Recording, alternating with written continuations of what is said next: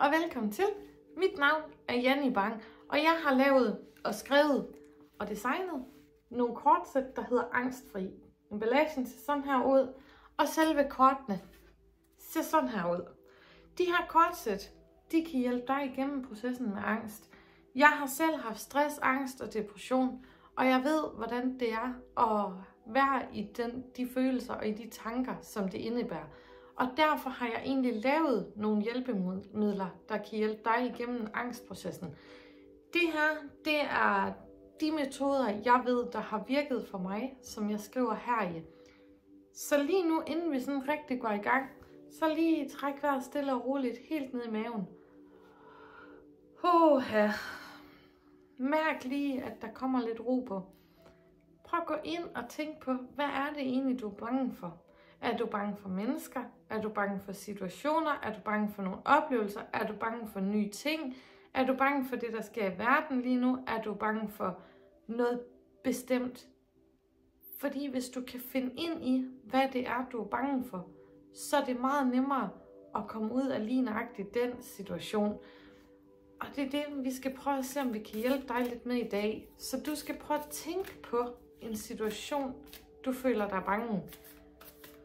Der kan godt blive lidt uro i kroppen. Det kan godt gøre sådan lidt ondt. Det kan godt være sådan lidt ubehageligt. Og det er også okay, at det er det. Det må gerne være ubehageligt lige nu, fordi jeg ved, at der kommer noget konkret til dig, som gerne vil ud til dig.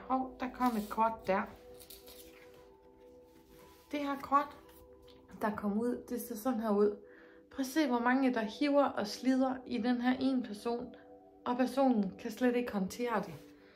Der står her på: lær din angst at kende. Den bedste måde at lære den at kende på, er at blive en observatør i din egen angst. Hvad er du bange for? Hvorfor er du bange? Se om du kan sætte ord og følelser på din angst. Angst er en følelse, der kommer, når du ignorerer det, du føler. Når du kender dine følelser, så vil du lære at kende din angst. Så i stedet for bare at sige, det er modbydeligt, det gør ondt, eller det føles farligt, det tør jeg ikke, så prøv at stoppe op og observere, hvad er det egentlig, der er farligt i den her situation? Hvad er det, der gør, at du får den her angstfølelse? Hvad er det, der gør dig bange? Alt er okay. Der er ingenting, du skal holde tilbage, når du laver den her øvelse. Men jo mere du kan sætte ord på dine tanker og følelser, jo mere vil du blive bevidst om, hvad det egentlig er, der fylder inde i dig. Det her med, at man ignorerer sine følelser, det er lige nøjagtigt det, der gør, at man faktisk kan få et angstanfald. Fordi man ignorerer, at man er bange for et socialt arrangement. Man ignorerer, at man er bange for sin chef eller sit arbejde. Man ignorerer den her situation og oplevelse, man har været i. Og lige så snart man ignorerer det, så er det altså, at systemet og kroppen siger, hey makker, stop lige op, du bliver nødt til lige at lytte, fordi der er faktisk noget, jeg er bange for. Og det er det her kort, det hjælper dig med. Så hvad synes du om det? Det kan godt føles lidt farligt, det kan godt føles skræmmende, det kan godt føles ubehageligt, men det kan altså også komme til at føles rigtig, rigtig godt, når du gør det her. I dag laver jeg et oplæg med 3 kort, så der kommer lige 2 mere her. Så ser vi lige, hvad det næste kort, det gerne vil fortælle.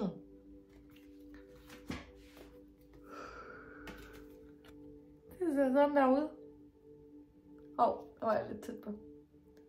Det er nummer 2 i dagens opslag.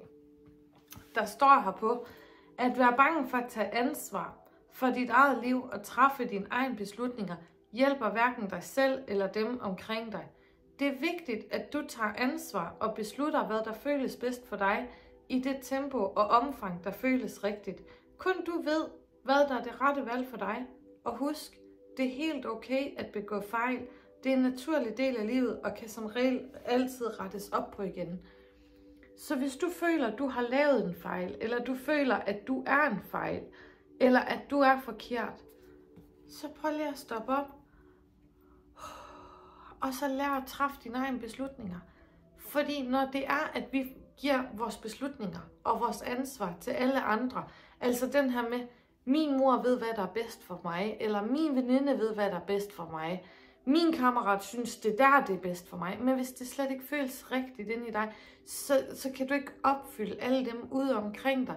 Og det skal du heller ikke. Du skal egentlig mærke ind i dig selv. Føles det rigtigt inde i mig, så er det rigtigt. Føles det forkert, så skal jeg lade være, fordi så er det forkert. Så hvis du står over for en eller anden opgave, eller en situation, eller nogen, der gerne vil mødes med dig i morgen kl. 3, hvor du tænker, det kan jeg ikke lide magt, men jeg siger ja, fordi så gør jeg dem glade. Du skal ikke gøre dem glade. Du skal være inde i en energi, der siger, jeg har ikke lige lyst til at mødes i morgen kl. 3, fordi jeg kan mærke, at min energi den er lidt lav. Det er okay at sige det. Så siger du fra. Du tager selv ansvar for dit eget liv, og du tager selv en beslutning. Du skal vitterligt kun gøre det, som du selv føler, du skal gøre. Og hvis du fejler, hvis du kommer til at tage en forkert beslutning, så er det en fejl, så kan den som regel rettes op igen. Fejl er som regel ikke større, end at de kan blive ændret. Sådan så kortet ud. Hvad synes du om det?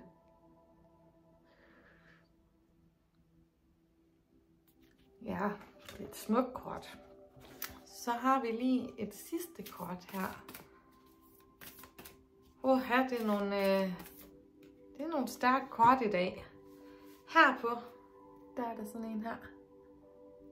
Meget frustreret derhjemme, der sidder ved sit skrivebord. Jeg læser selvfølgelig også lige den op.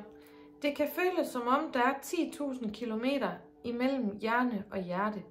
Det kan føles som om, der er 2 forskellige enheder i en og samme krop. Brug dagen i dag på at skrive fysiske breve fra din hjerne til dit hjerte, og lad dit hjerte svare din hjerne derefter. Det er et effektivt redskab til dig og din angst, for hvis du skriver længe nok, så vil du opleve nogle aha-øjeblikke. Skriv brevene, som om de er til en pindeven. Og med det her kort, der mener jeg, når nu man føler, at der er 10.000 km fra hjernen, fordi den har bare tankemøller og lever fuldstændig sit eget liv, og man kan slet ikke mærke, hvad man egentlig føler.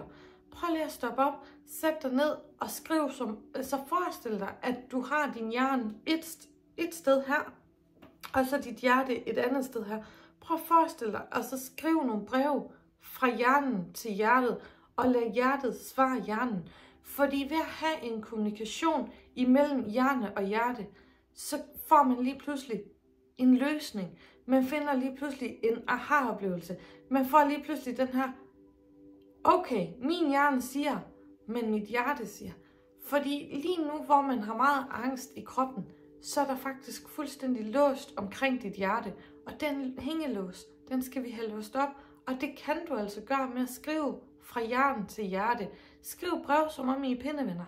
Jeg ved godt, det lyder fuldstændig fjollet, og det lyder tosset, og det virker virkelig mærkeligt, og det kan ikke gøre en forskel. Og der er mange undskyldninger. Jo, det kan det. Og jeg ved, hvor stærkt et redskab det her det er. Nu kan jeg fortælle dig en lille hemmelighed. På knap 2 år har jeg udfyldt 23 notesbøger, hvor i hvert fald de 5 af dem, det er brev fra hjerne til hjerte og hjerte til hjerne. Og hvis ikke jeg havde gjort den proces, så var jeg ikke kommet hertil, hvor jeg er i dag. Så jeg håber virkelig, at du vil prøve at lege lidt med de her løsninger. Jeg håber, at du vil prøve at blive en observatør på, altså din angst. Hvornår bliver du bange? Hvorfor bliver du bange? Hvem bliver du bange for? Og så videre. Samtidig med, at du begynder at træffe dine egne beslutninger.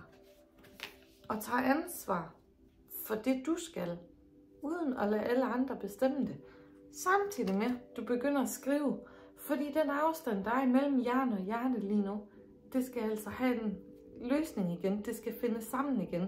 Og det kommer det ved at skrive det. Det virker tosset, det virker mærkeligt, men jeg ved også, at det kan gøre en kæmpe forskel. Så jeg håber, at du har fået rigtig meget ud af det her dagens kortoplæg, som var på 3 kort med angstfri. Og uanset hvad du er bange for, uanset hvem du er bange for, uanset hvilken situation du er påvirket af, jo mere du kan skrive fra hjerne til hjerte, jo mere du kan gå ind i, hvad det egentlig er, der trigger dig til at få angst eller blive bange. Og så også den her med at lære din angst at kende. At lære sin angst at kende, det er simpelthen den bedste startsted. Fordi når du kender din angst, så ved du også, hvad du kan gøre ved det. Og når du får koblet det op til, at din hjerne og hjerte har en samtale med hinanden, så giver det bare rigtig mange nye muligheder og nye løsninger. Og når alt kommer til alt, så er de løsninger inde i dig. Så husk at gå med det, der føles rigtigt. Fordi hvis det føles rigtigt, så er det rigtigt. Og hvis det føles forkert, så er det forkert. Tusind tak, fordi du så med på den her video. Du er hjertelig velkommen til at trykke abonner på min YouTube-kanal. Og du er også hjertelig velkommen til at gå ind på min hjemmeside, der hedder www.janni-bang.dk. Derinde finder du altså alt det her materiale. Der er også lavet nogle workshops og andre kortsæt, så der ligger en hel masse lækkert inde på den hjemmeside. Så tryk abonner, kommenter, gå ind på min hjemmeside, og så vil jeg glæde mig til næste gang, vi snakkes ved. Kan du have en god dag. Hej hej.